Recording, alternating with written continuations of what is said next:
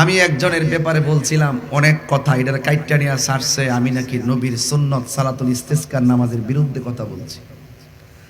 আমি সালাতুল ইস্তিসকার নামাজের বিরুদ্ধে কথা বলি নাই, আমি বলছি ওই মুনাফিক নামাজিদের কথা। এই মুনাফিকরা ইস্তিসকার মাঠে যাইয়া হাত তুলে দোয়া করে, আর ফরজ নামাজের পর দোয়া হাত তুলে দোয়া করাকে বেদাত বলে। আমি বলেছি ওই সমস্ত নামাজিদের নামাজ এর দ্বারা আল্লাহ রাজি হবে না, এরা মুনাফিক। ওই আহমদুল্লাহরা এইরকম করে, সময় মতো যায় আবার হাত বাড়াবে, এটা একটা ফোকাস।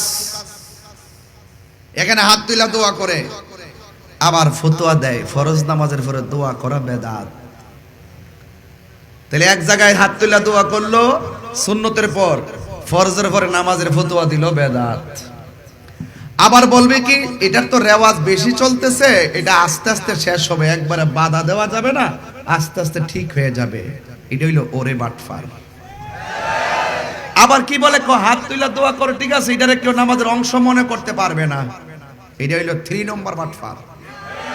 এরপরে আবার কি কয়, নামাজের উপরে হাত তুলে দোয়া করাকে যারা বাধ্যতামূলক মনে করে, ওয়াজিব ফরজ মনে করে, এরা বেদাতি। এটা হইলো 4 নম্বর বাটফার। এই বাটফাররা যখন সালাতুল ইস্তিসকার মাঠে যায়, রৌদ্র আরো বাড়ে। কথা কোন ঠিক না বেঠিক? এদের নামাজে কাজ হবে না। কথা কোন ঠিক কিনা? আমি ওই তার রঙিন ভাব প্রকাশ করতে যাই বলছি হিডারে কাইটে না সারছে আমি নাকি সালাতুল ইস্তিসকার বিরুদ্ধে। দেখবেন আহমদুল্লাহরা ফতোয়া দেয়, কবে এটা আপনি করতে পারেন, না করলে অসুবিধা নাই। যে এটার গায়ে নিজে নিজে বানায় ফতোয়া দেয়, এটাও কয় না ওইটাও কয় না। একবার কা হাত তুললে মেনাজত করে বেদাত, আরেকবার কা জায়েজ না, আরেকবার কা ওয়াজিব মনে করলে করতে পারবে না। আচ্ছা আমরা কি নামাজের পরে দোয়া করাটাকে কি ফরজ মনে করি? কথা ফরজ মনে করি? এটার ভিত্তি শরীয়তে আছে। ফাইজা ফারাগতা ফানসাব ওয়া ইলা রাব্বিকা ফারগাব। এটা তাফসীর খুললা দেখো, ফরজ নামাজের পরে দোয়ার ভিত্তি আছে। হাদিস শরীফ খুললা দেখো, রাসূল বলছেন যেই কয়টা জায়গার ভিতরে দোয়া কবুল হয় এর মধ্যে একটা হলো ফরজ নামাজের পরে দোয়া কবুল হয়, এবং রাসূল হাত তুলে দোয়া করেছেন। আহমদুল্লাহরা মাঠে যায়া দোয়া করে, কিন্তু মসজিদের ভিতরে যায়া ফতোয়াবাজি করে। এই সমস্ত মুনাফিকদের কাছ থেকে জাতিকে সতর্ক করার কথা আমি বলেছিলাম। এটারে কাইটটা নিয়ে লাগাই দিছে আমি সালাতুল ইস্তিসকা নামাজের বিরুদ্ধে। তোমরা যতই তাহলিং করো, আমি তাহিরি সাহেব, আমি পুঁজি ছাড়া কথা বলি না, পুঁজি ছাড়া কথা বলি না।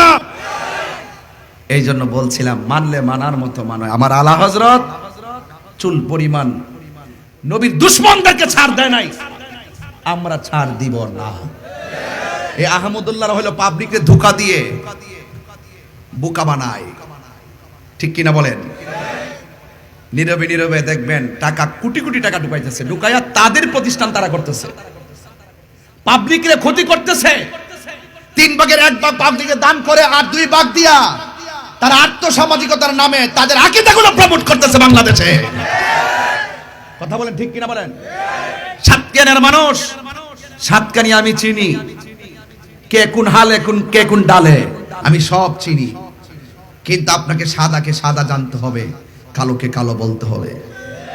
একদিন মরতে হবে, কবরে যেতে হবে, যাওয়ার আগে সোজা হয়ে যান। এই তথাকথিত আহলে হাদিস ইবনে তাইমিয়া আর নাসিরউদ্দিন আলবানীর এজেন্ডারা এই নামাজ ফরজ নামাজের পরে দোয়া করাটা নিয়ে বাড়াবাড়ি কইরা পাবলিকদেরকে দোয়া থেকে নিরুৎসাহিত করছে। কথা কোন ঠিক কিনা? কিন্তু ইমাম আযম আবু হানিফা রাহমাতুল্লাহ আলাইহি এই নামাজের পরে বিরোধিতা দোয়া করাকে বিরোধিতা করে নাই। ইমাম শাফি রাহমাতুল্লাহ আলাইহি, ইমাম মালিক রাহমাতুল্লাহ আলাইহি, ইমাম আহমদ ইবনে হাম্বল রাহমাতুল্লাহ আলাইহি, এই 4 মাযহাবের কোনো ইমাম ফরজ নামাজের পরে দোয়া করা নিয়ে কোনো বিরোধিতা করে নাই, কোনো ধরনের মন্তব্য করে নাই। আর ওই সমস্ত কাজ্জাব দাজ্জালগুলো এরা জাতিকে বিভ্রান্ত করার জন্য আল্লাহর কাছে ফরজ নামাজের পরে হাত তুলে দোয়া করে, এটাকে নিরুৎসাহিত করতেছে। এই জন্য আমি প্রায় সময় বলি যে দেখেন যে টর্নেডো আসলে সতর্ক সংকেত দেয়, কক্সবাজারের তীরে যারা থাকে তারা একটা আশ্রয়খানে যায় আশ্রয় নেয়, নদীর পাড়ে যারা থাকে তারা আশ্রয় নেয়। আরে বাবা, বাড়ি বাংলে বাড়ি তোলা যাবে, ওই সমস্ত আহলে হাদিস লামাজাবিরা এই টর্নেডো, ভূমিকম্প, আইলা, নার্গিস, মহাসেন থেকে আরো ভয়ঙ্কর। বাড়ি বাংলে বাড়ি তোলা যাবে, বাড়ি বাংলে বাড়ি পাওয়া যায়, কিন্তু ইমান, ওরা আসছে ইমান ধ্বংস করার জন্য।